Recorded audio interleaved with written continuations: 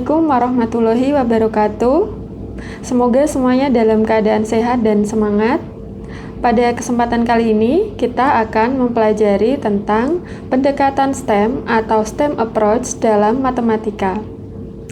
Saat ini, perkembangan teknologi semakin canggih. Guru semakin diarahkan untuk mengajar sesuai dengan perkembangan keterampilan belajar di abad 21.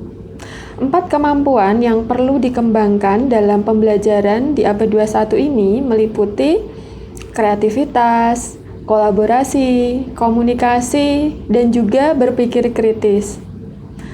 Pendekatan STEM ini sangat berkontribusi pada pengembangan dan penerapan keterampilan melalui pendekatan pembelajaran berbasis inquiry.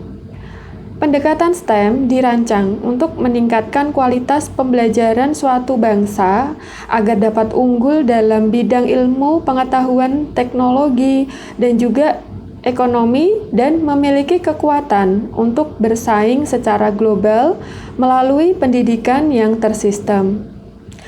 Pendekatan ini merupakan pendekatan yang menghubungkan ilmu secara multidisiplin menjadi satu kesatuan yang integratif. Guru mengarahkan siswa untuk memperdalam pemahaman konsep, sehingga dapat mengintegrasikan antara pemahaman teoritis dengan keterampilan. Oleh karena itu, pengembangan keterampilan siswa merupakan aspek yang menjadi perhatian besar dalam menerapkan pendekatan STEM. Pendekatan STEM merupakan pendekatan interdisipliner yang mengarahkan siswa untuk menggunakan sains, teknologi, teknik atau engineering, dan matematika dalam konteks masalah yang nyata, serta berkorelasi dengan pengalaman relevan yang dibutuhkan siswa dalam dunia kerja di masa depan. Oleh karena itu, STEM terdiri dari aspek sains, teknologi, engineering, dan matematik. Pendekatan STEM memiliki pola yang dikenal sebagai EDP atau singkatan dari Engineering Design Process atau proses merancang pekerjaan. EDP ini memiliki banyak versi yang telah dirumuskan oleh para ahli. Secara umum, EDP memiliki pola yaitu: pertama, mendefinisikan masalah. Kedua, merencanakan solusi. Dan setelah itu yang ketiga, membuat model. Keempat, menguji model. Dan yang terakhir adalah merefleksikan dan mendesain ulang. Oleh karena itu, guru harus mengambil langkah-langkah dalam pendekatan STEM, yaitu: pertama, mengidentifikasi standar konten. Kemudian, mengidentifikasi pertanyaan penting atau pertanyaan yang mendorong. Ketiga, menetapkan apa yang siswa ketahui dan menciptakan peluang penilaian yang beragam serta berkelanjutan. Keempat, merancang kegiatan pembelajaran yang bersifat interdisipliner. Pembelajaran STEM merupakan kecocokan sempurna antara masalah yang terjadi di dunia nyata dan pembelajaran berbasis masalah. Pendekatan STEM merupakan pembelajaran terpadu yang memadukan konsep sains, teknologi, engineering, dan matematika melalui aktivitas memecahkan masalah di dunia nyata, kemudian menciptakan produk. Selain itu juga berbasis project, bersifat inquiry, kemudian pemikiran teknik, desain teknik, atau praktik rekayasa sebagai sarana untuk mengembangkan teknologi dan menerapkan matematika serta sains, serta menggunakan pertimbangan disiplin ilmu lainnya. Pendekatan STEM dapat mendorong siswa untuk memiliki keterampilan di abad 21, yaitu berpikir kritis, kreativitas, kolaborasi, komunikasi, keterampilan proses ilmiah, literasi informasi, literasi media, literasi teknologi, fleksibilitas, kepemimpinan, inisiatif, produktivitas, dan keterampilan sosial. Agar pembelajaran dengan pendekatan STEM dapat berjalan dengan maksimal, maka kita perlu mencermati prinsip-prinsip dalam STEM approach. Apa saja prinsip-prinsipnya? Yang pertama adalah melibatkan integrasi sains, teknologi, teknik atau engineering, dan matematik. Kemudian berpusat pada siswa, melibatkan siswa dalam aktivitas kolaboratif, berfokus pada proses, kemudian terjadi dalam kurikulum dan bukan ekstrakurikuler, dan berbasis pada proyek atau masalah. Ada 4 bidang fokus utama yang perlu kita perhatikan dalam penerapan STEM. Yang pertama adalah tingkat pembelajaran matematika dan sains yang lebih tinggi untuk semua siswa. Kemudian, standar umum yang lebih sedikit, lebih jelas, dan lebih selaras dengan penilaian. Peningkatan pengajaran dan pembelajaran profesional didukung oleh manajemen sekolah dan sistem yang lebih baik. Selain itu, desain baru bagi sekolah untuk mendukung pembelajaran yang lebih efektif. Integrasi STEM di kelas umumnya mengambil salah satu dari 3 bentuk integrasi. Yang pertama adalah integrasi konten. Yang kedua, integrasi konten pendukung. Yang ketiga adalah integrasi konteks. Perlu kita cermati perbedaan ketiga integrasi tersebut. Yang pertama, integrasi konten. Integrasi konten ini mengacu pada semua konten masing-masing, semisal sains, matematik, teknologi, dan juga teknik. Ini memiliki fokus yang bisa dipelajari pada masing-masing konteks tersebut. Sedangkan pada integrasi konten pendukung, ini kita fokus pada satu aspek, misal matematika. Sedangkan aspek yang lain seperti sains, teknologi, dan teknik ini mendukung materi pada matematika tersebut. Misal contoh lainnya fokus pada sains saja, sedangkan yang untuk matematika, teknik, dan juga engineering, teknologi ini sifatnya mendukung dari materi sains tersebut. Sedangkan integrasi konteks ini menggunakan konteks dari satu disiplin untuk menempatkan tujuan pembelajaran dari disiplin lain. Misalnya ada satu tema. Kalau misal di pembelajaran di sekolah dasar ada satu tema tertentu, kemudian dari tema tersebut kita mengkombinasikan materi dari matematika, sains, teknologi, dan juga engineering. Pada kemajuan pendidikan, ini terjadi perubahan yang namanya increasing level of integration.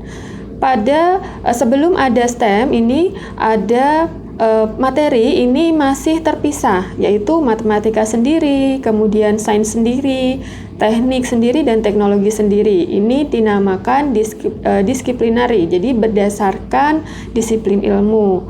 Nah, kemudian selanjutnya ini berkembang menjadi multidisiplinary, yaitu konsep dan skill ini dipresentasikan secara terpisah pada masing-masing disiplin ilmu, tetapi pembelajarannya menjadi satu. Cuman untuk masing-masing disiplin ini tidak ada hubungannya, tidak ada korelasinya secara integrasi. Kemudian interdisciplinary ini konsep dan skill ini dari 2 atau lebih disiplin yang kemudian dihubungkan menjadi pengetahuan dan juga skill. Jadi sudah ada integrasi antara disiplin ilmu. Kemudian yang terkait dengan STEM ini sudah transdisciplinary, artinya sudah menghubungkan antara kehidupan nyata dan juga proyek untuk mempelajari materi tersebut. Sehingga antara sains, teknologi, kemudian matematik dan engineering ini digunakan untuk menyelesaikan permasalahan dalam kehidupan nyata. Beberapa prinsip yang perlu kita perhatikan dalam menerapkan STEM, yang pertama adalah melibatkan keterpaduan antara sains, teknologi, engineering, dan matematik. Kemudian, pedagogi yang berpusat pada siswa. Melibatkan siswa dalam aktivitas kolaboratif, berfokus pada proses dan menempatkan pelajaran dalam konteks yang menarik dan memotivasi. Terjadi di dalam kurikulum dan bukan merupakan ekstrakurikuler. Kemudian dimasukkannya tantangan desain rekayasa atau desain ulang. Siswa belajar dari membuat kesalahan dan juga terdapatnya proyek atau masalah, serta kerja tim ini perlu diperkuat. Langkah-langkah apa saja yang perlu dilakukan oleh guru dalam menerapkan pendekatan STEM? Yang pertama, ini adalah mengidentifikasi standar isi, kemudian mengidentifikasi pertanyaan esensial atau pertanyaan pendorong, kemudian menetapkan apa yang siswa sudah ketahui dan menciptakan peluang penilaian yang berganda dan berkelanjutan. Selain itu, merancang kegiatan pembelajaran lintas disiplin. Pendekatan tersebut merupakan pasangan yang serasi antara masalah yang terjadi dalam kehidupan nyata dan pembelajaran berbasis masalah. Kendala yang dialami guru dalam menerapkan pendekatan tersebut adalah mengkaitkan materi dengan kehidupan nyata dan mengembangkan materi praktik. Upaya yang dapat dilakukan adalah mencari informasi dari berbagai sumber, baik dalam negeri maupun luar negeri, seperti buku, internet. Kemudian bahan tersebut dapat dimodifikasi untuk disesuaikan dengan kondisi di Indonesia. Terdapat model integrasi autentik menurut Ramadhani tahun 2019 yang berkaitan dengan pendekatan STEM. Yaitu yang pertama adalah rich task, jadi kaya akan tugas-tugas yang berkaitan dengan permasalahan nyata. Applicable to real world skenario, sehingga guru perlu menciptakan skenario yang memang sesuai dengan kondisi kehidupan nyata di masyarakat. Aspek lain yaitu knowledge, development, synthesis, dan application. Jadi siswa perlu didorong untuk mengembangkan pengetahuan, kemudian melakukan sintesis dari konsep tersebut, dan juga tidak berhenti di situ.